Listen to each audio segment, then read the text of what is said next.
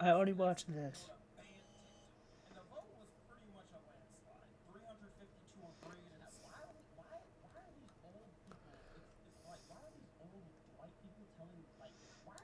It's clobbering time! That's just in the cartoon.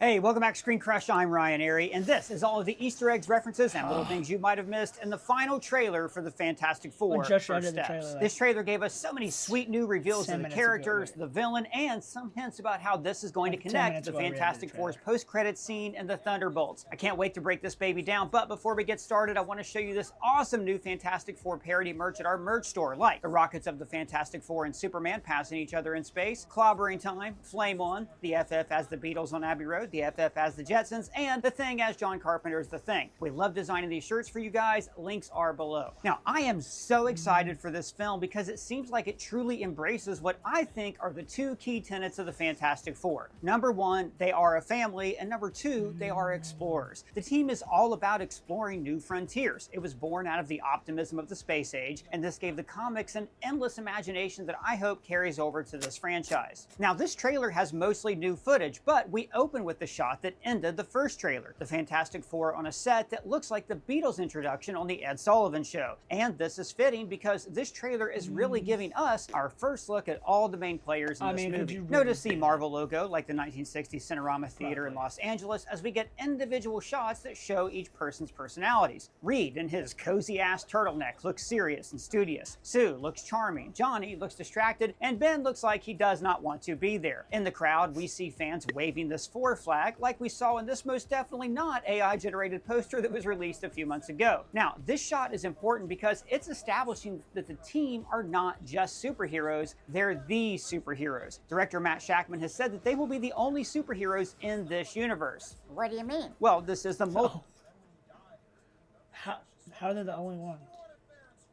If they can go, as we've seen with the Thunderbolts, like, post-credit scene, they came to Earth. Oh yeah, their whole universe is cooked, bro. They're all dead. multiverse saga, so this Fantastic Four team is set in a different universe. In this universe, we're in the 1960s and everything looks like retro-futuristic, taking design cues from shows like the Jetsons. The idea is that because Reed Richards exists in this universe, that it's a little bit more advanced, just like we saw on Earth 838 and Doctor Strange in the Multiverse of Madness. Now, to that point, the team gets an alarm on their futuristic watches. Now, this kind of micro-technology did not exist in the 1960s, but we did see it in James Bond films like The Spy Who Loved Me and in comic strips like Dick Tracy. The split screen is also a fun callback to Saturday morning cartoons that would often employ this technique. Now, no references from the 1960s immediately pop to my mind, but of course, this is also similar to 80s cartoons like Voltron and the Power Rangers in the 90s, where every character is shown in a split screen as they combine their powers. And the visual of these four hands is also similar to the iconic panel from their origin when they put their hands in a circle and pledge to use their powers for good. Now, of course, we've seen split screens used in a superhero film before. You know, Ang Lee's The Hulk tried out this technique to make the film feel a little bit more comic booky. It didn't really fit the tone of that movie, but if they decide to use it all through this film, I'm guessing it's going to fit the optimistic tone that Matt Shakman is going for. Now, if I had to guess, I would say this scene happens very early in the movie to show the team fighting a threat that seems unrelated but becomes important later on. For instance, there was this Little Caesars pizza box that introduced us to the monster Giganto, who is a subterranean dweller controlled by the Mole Man. Now, the Mole Man was the very first opponent that the Fantastic Four ever faced in the comics, and there are rumors that John Malkovich is playing him in this movie. Malkovich. Now, if that's the case, they don't hire John Malkovich for the first 10 minutes of the film, and I think he would help the team against Galactus in the third act. So they're the Hey, only person, I superheroes, was gonna say, but you're there's looking many pretty trim villains. these days. Hey, thanks, man. That actually means a lot, because the other day I had a health wake-up call, so I started back at the gym. And even though I drank a ton of water, the next day I felt terrible, like I was hungover. And then, and I'm not making this up, this is right when I was contacted by an electrolyte drink company called Element. They're the sponsor of this video. You see, I had an electrolyte deficiency, which caused headaches, brain fog, and cramps. But I didn't want to drink the sugary electrolyte drinks that you Gilbert show seems like a counterpart of the Ed t.com/ScreenCrush or click the link below to get a free sample pack with any purchase. Now, back to what I was saying. As they hurry out, they run past the next act on the variety show. Again, the Ted Gilbert Show seems like a counterpart of the Ed Sullivan Show, which is the variety show that introduced America to acts like the Beatles, Elvis, and most importantly, the Chipmunks.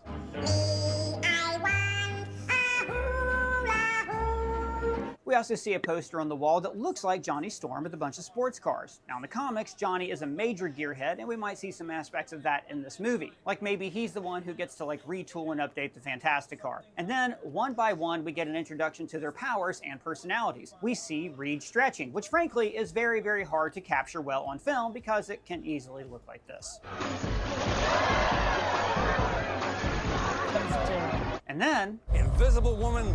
And it's cool that she already has the name The Invisible Woman because all through the 1960s and well into the 1970s, she called herself the Invisible Girl. Sue actually spent the early comics being mostly a damsel in distress whose only power was to turn invisible and be attracted to Namor. Later issues added invisible force fields to her power set, which slowly made her the most powerful member of the team. Like she could just put a force field inside your brain and kill you immediately. And in this movie, she's been upgraded to field leader of the team. I also like how they show her force fields in the movie. Now, it's difficult to make invisibility look cinematic, so instead they went more translucent. Or maybe we can see the force fields, but people in the movie can't. And then after a crowd cheering shot, probably after the defeat of the Mole Man, we see the Human Torch flying through this retro skyline. Now, throughout the trailer, we see Manhattan billboards that show us how the genius of Reed Richards has changed this world. This sign on the left says that it's out of this world. Now, we can't actually see what they're advertising, but this does show how the idea of science fiction and fantasy has captivated the people of this period because of the presence of the Fantastic Four. Johnny then flies by a billboard of himself for Coppertone suntan lotion. So a few things to see here. One, this is the official tanning lotion of the Fantastic Four. Notice that we see a red and yellow 4 logo. And two, it's a kind of futuristic billboard. It's animated, there's a fire effect, but it is not a modern day LCD screen. So this shows us how, in some ways, this version of the 60s is more advanced, but in other ways, it's still further behind the technology. There's a fire effect, but it is not a modern day LCD screen. That might be Captain America. So this shows us how, in some ways, this version of the 60s is more advanced, but in other ways, it's still further behind the technology of today. Seeing Johnny on the billboard hits home that he is a celebrity heartthrob. I love you, Johnny! And then we see the thing on Yancey Street where Ben Grimm grew up in the comic. Now, it's a rough neighborhood, but the people there still stick together. Very much inspired by Jack Kirby's boyhood neighborhood on the Lower East Side. In fact, Kirby actually based Ben Grimm partially on himself. And later issues even confirmed that Ben, like Jack Kirby, is Jewish. Kirby was really the driving creative force behind these comics, and Susan was even named after his daughter. Now, in the comics, Ben is often terrorized by his old street gang, the Yancey Street Gang, who always pull pranks on him. And I think we're seeing something similar here, where the neighborhood still treats him like he's one of their own. Say the thing! That's not really something I say. Ben's catchphrase in the comics is, of course, It's clobbering time! which, is also like the t-shirt we designed. But I think it's funny that they're not letting us have that catchphrase just yet. It's like how the Avengers movies tease Steve Rogers saying their catchphrase, Avengers! but they waited until the team was fully Assemble. This also plays into Ben Wait, he being the never reluctant said it hero. before that? I never knew that. I didn't know. I didn't notice that. You just never said. You never said it before then. In the comics, he's constantly depressed because of his monstrous appearance, and this leads to him Yeah, having I've said it a problems few with his times. temper. The reason Johnny is always pranking him is to make sure that he doesn't take himself too seriously. Also because Johnny is an asshole. In the street, we also see Maisel's Deli, and this is the name of a deli in the comics when Ben actually took Galactus out to lunch. Just say right now? Yeah, so long story short, Galactus is a being that survived the previous universe. He was a scientist named Galen who observed the destruction of his reality, but then was reborn in the new universe as the planet Devourer Galactus. So in this comic, he becomes Galen once again, and Ben takes him out for a sandwich. We also see King Dry Cleaners, a nod to Jack Kirby's nickname, the King of Comics. This silver barber shop could also be a reference to the Silver Age of comics when the team debuted. And we also see that this movie is set during Halloween. I bet we see lots of kids trick-or-treating as the Fantastic Four. But Ben resists his catchphrase saying, That's just in the cartoon. which is true. Ben did say that in the 60s and 70s cartoon a lot.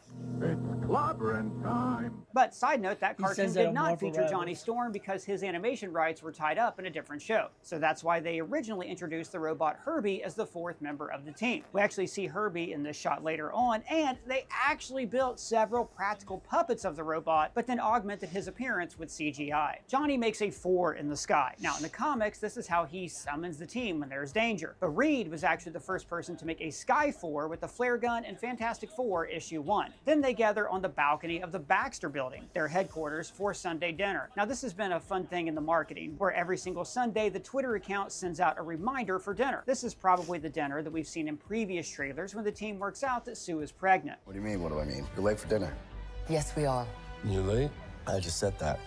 Are you pregnant? So, this moment when they are celebrating new life is when the end of all life on the Earth arrives. The sky behind them erupts in fire. And this is taken from Fantastic Four issue 48. Before Galactus' revival, the Watcher tries to mask Earth from his view by covering the sky in fire and stone. But here it's showing us the coming of Julia Gardner's Silver Surfer. Now, in the comics, the original Surfer was named Norrin Radd, a scientist who offered up his service to Galactus if he would spare his planet of Zenla. Galactus gave him the power cosmic and then sent him forth in the cosmos to find him suitable planets to eat. Now in this film, the origin has been tweaked slightly, and she is Shala Bao, who was Norrin's wife in the comics. The Silver Surfer is one of the most iconic Marvel heroes, and I could go off on a deep rant about this character. Now we first saw him in 2006's Rise of the Silver Surfer, where he was played by Doug Jones, and frankly, he was the highlight of that movie. In the shot of Times Square, we see a B movie called Attack of the Fungi, and on the far right, this is the rocket of the Fantastic Four. But this looks like their origin rocket that we've seen in previous trailers, the one they took into space to fly into cosmic rays that gave them their powers. But we also saw a separate rocket in the Thunderbolts post-credit scene, which I'll talk about a little bit later in the video. Then they're standing in front of the Fantastic Car, which has been reimagined as a 1960s hot rod that flies, Phil Coulson's dream car. Lola can keep up.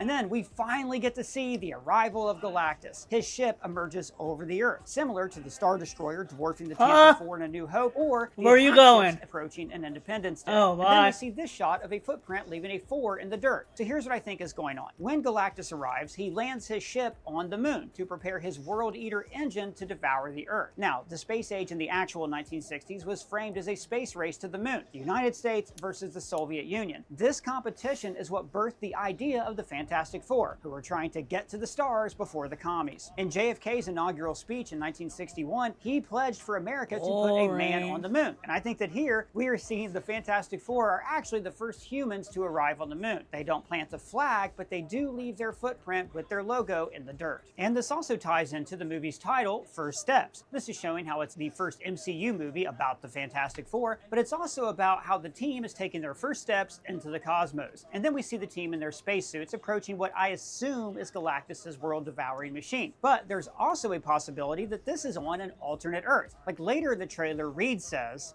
"We are going to find a solution. We are going to make it right." And this idea consumes Reed in the comics. He believes that there is always an answer. For instance, one time after a few consecutive years of really bad luck, he decides to search the multiverse for answers. So he designs a multiversal bridge, like the one that we saw him drawing on his chalkboard in past trailers. This leads him to discover something called the Council of Reeds, a group of his variants that aren't tied down by their families. But this also means that they don't have a moral compass, and let's just say that things don't go very well. So it could be that in this movie, Reed and the team have used this multiversal bridge to go to an alternate Earth to see if they can get help stopping Galactus. And maybe instead they find that on every single other Earth, Galactus always wins. This press conference is likely just before this mission when Reed tries to sprinkle a little bit of optimism on them. The four of us will face the danger. We will protect you. That quickly gets crushed. So after we see this looming doom, we then see their new hope, little Franklin Richards. Now in the comics, Franklin is a mutant who grows up to be one of the most powerful beings in the universe. Seriously, he's even better than Wanda Maximoff when it comes to shaping realities and creating universes. Now I doubt if we're going to see any of those powers here. I'm hoping he just remains a tiny little symbolic guy to show the team that their literal future generation is at stake if they can't save their world. This shot is Sue looking down at Franklin's crib while Reed tries to comfort her. But then, to show us how hopeless this is, as Galactus looms over the city. Notice how in the East River, the Baxter building leads to the rocket launching platform, and we also see other futuristic buildings added to the skyline. So after this amazing fist bump with Herbie, we go into trailer action mode with shots of Galactus stomping through the city like a kaiju. And this movie poster for The Lone Nomad looks like a nod to Sergio Leone's spaghetti westerns of the 1960s. And we also see an ad for a hover grill, which I am assuming is one of Reed's patents that made him a millionaire. But as I've said in past breakdowns, that's a terrible idea. An open flame is the last bit of technology that needs to float around your yard. What? No one's ever asked for that? No! And small thing here, Times Square also features ads for the clear sodas like Canada Dry and 7-Up. And now, in the real world, this spot is held by Coca-Cola, as we have seen in previous superhero movies like Superman 2, Amazing Spider-Man 2, and Into the Spider-Verse. This is just one way to show how this universe is just a little bit different from the others. Sue spells out the mission statement of the team. Family. It's about connecting to something bigger than yourself. Now, I've said this before, but Reed is the brains of the team, Ben is the brawn, Johnny's the fun, but Sue is the heart. She is the component that holds all of these people together. And then we see New Yorkers huddled underground during Galactus' attack, and this could be one of the caverns of the Mole Man. This could be how he helps in the third act to save the people of New York from the coming of Galactus. And then we see a sky beam next to the Eiffel Tower and miles away from another sky beam. So it looks like Reed has built these devices all around the world as a shield against Galactus. Or, you know, a suit of armor around the world. Or these could be weapons, maybe devices that draw power from the Earth's core to fire energy at Galactus, which frankly would probably just make him hungrier because that's like an appetizer to him. Guys, just when we thought superhero movies were done with sky beams, we get a whole planet full of them. If it ain't broke. And then we see shots to emphasize their familiar relationships, the siblings Sue and Johnny, and the best friends Reed and Ben. And earlier I mentioned that the movie appears to start at Halloween, but later we see that Ben has a beard. So it seems like there is a long passage of time here, maybe an entire year where Sue gets pregnant, gives birth, and Reed has time to build these large devices. And then we get our best look yet of the Human Torch, and I love how the texture of his uniform gives him these vertical lines that give him an appearance straight from the comics. Now the trailer actually doesn't give away very much. I mean, I've speculated a lot in this video, but I'm sure I'm wrong about a lot of this. But I will say that in the original Galactus trilogy from the Fantastic Four issues 48, 49, and 50, the key to defeating Galactus was two things. One, the presence of the Watcher. Now, in the series What If, he was voiced by Jeffrey Wright, who could be playing him in this movie. In fact, Colton Ogburn, the guy who's trapped in our TV but doesn't know it, so please don't tell him, thought that he spotted the Watcher in the sky here. But Galactus was also defeated by his own herald, the Silver Surfer. The Surfer met the Thing's girlfriend, Alicia Masters, and she taught him about human compassion and love. So he decides to defend the Earth. Kirby's original conceit for the Surfer was that he would be a being of pure energy created by Galactus, who then learned about human emotion and saw the value in the people of Earth. But then later on, Stan Lee changed this to make him a scientist. Personally, I prefer Kirby's version because after all, he did create the character. The trailer also does not reveal how this leads into the FF building a new ship and heading off to Earth 616 like we saw in the Thunderbolts post-credits scene. One possibility is maybe that they lose. Galactus devours their planet. Or it could be that they encounter an even bigger threat, an incursion. This is when... Go ahead, Other Reed. An incursion occurs when the boundary between two universes erodes and they collide, destroying one or both entirely. So what if the movie ends with the team thinking they've won, but then an incursion appears? They would have to travel to another universe to do something about it. Guys, don't forget to click our link below to try out Element. You will not regret it. This stuff is amazing. That was video.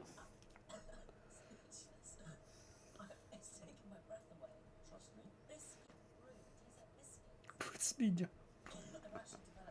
What is Speed doing?